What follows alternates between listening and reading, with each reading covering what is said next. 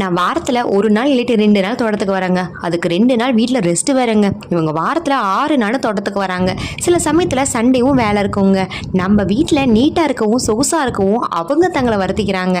இதில் தோட்டத்துக்கு போயிட்டு வரும்போது 1 மணி நேரம் நான் கையையும் காலையும் தேய்ச்சி கழுவேன். ஏன்னு கேட்டால் காலில் வெடிப்பு வராமல் இருக்குன்னு சொல்லுவாங்க. ஆனால் அவங்க கால் பாதத்தையும் கையையும் பார்த்தா வெடிப்பில்லாத சின்ன இடத்த கூட பார்க்க முடியாதுங்க. நீங்கள் கொஞ்சம் யோசிச்சு பாருங்களே, எல்லாத்தோட பெற்றவங்களும் நம்மளை பற்றி யோசிக்காமல் தன்னை பற்றி மட்டும் யோசிச்சிருந்தாங்கன்னா நம்ம இப்படி நீட்டாக ட்ரெஸ் போட்டுட்டு ஸ்கூலுக்கும் காலேஜுக்கும் போக முடியுமாங்க? நீங்கள் எல்லாரும் அவங்கவுங்க அப்பா அம்மா கிட்ட கேட்டு பாருங்களே, ஏன் இப்படி கஷ்டப்படுறீங்கன்னு. ஆனால் அவங்க எல்லாத்தோட பதில் ஒரே பதிலாக தான் இருக்குங்க. அது என்னன்னு தெரியுமா? நான் பட்ட கஷ்டம் நீங்கள் படக்கூடாதுன்னு சொல்லுவாங்க. நம்ம கண்ணு முன்னாடி இருக்கக்கூடிய தெய்வத்தை கும்பிட்றதை விட்டுட்டு கோயில் கொண்டாந்து சுற்றுறாங்க. நம்ம பெற்றவங்க கிட்ட நிறைய கேட்பங்க, அது வேணும் இது வேணும். ஆனால் அவங்க நம்மக்கிட்ட கேட்குறது ஒன்றே ஒன்று தாங்க, நீங்கள் எங்களை மாதிரி கஷ்டப்படக்கூடாதுன்னு சொல்லுவாங்க. அதனால தாங்க